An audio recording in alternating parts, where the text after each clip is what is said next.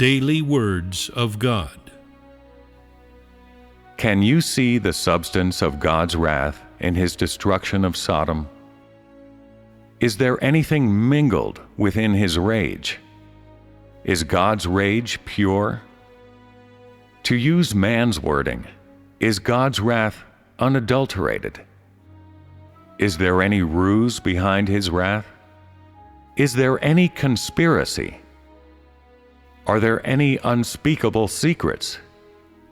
I can tell you sternly and solemnly, there is no part of God's wrath that can lead one to doubt. His anger is pure, unadulterated anger, and harbors no other intentions or goals.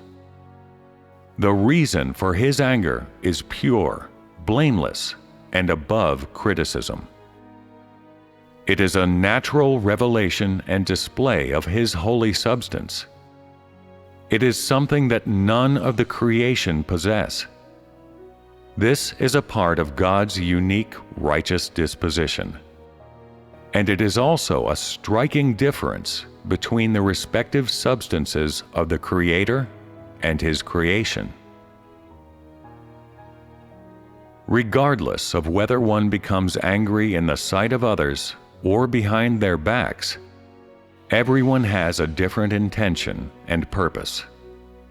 Perhaps they are building up their prestige, or maybe they are defending their own interests, maintaining their image, or keeping face.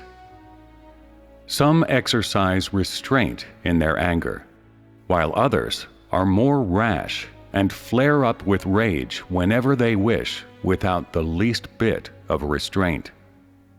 In short, man's anger derives from his corrupt disposition.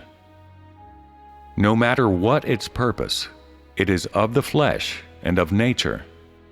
It has nothing to do with justice or injustice, because nothing in man's nature and substance corresponds to the truth. Therefore, corrupt humanity's temper and God's wrath should not be mentioned in the same breath.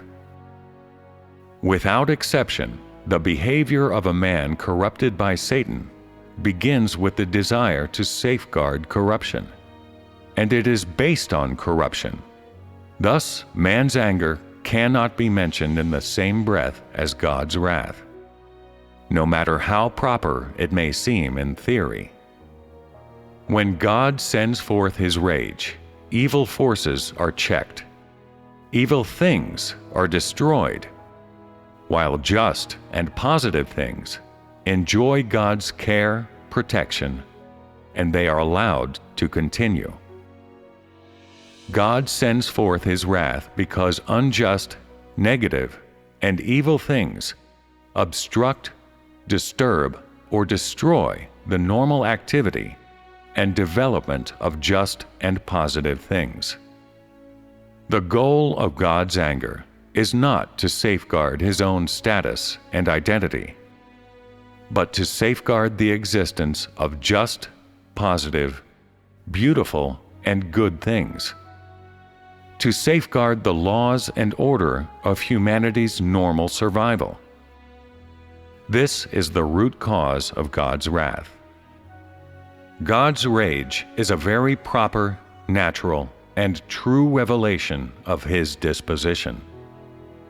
There are no intentions behind His rage, nor is there deceit or plotting, or even more so, His rage contains none of the desire, craftiness, maliciousness, violence, evil, or anything else that all corrupt humanity share. Before God sends forth His rage, He has already perceived the substance of every matter quite clearly and completely, and He has already formulated accurate, clear definitions and conclusions.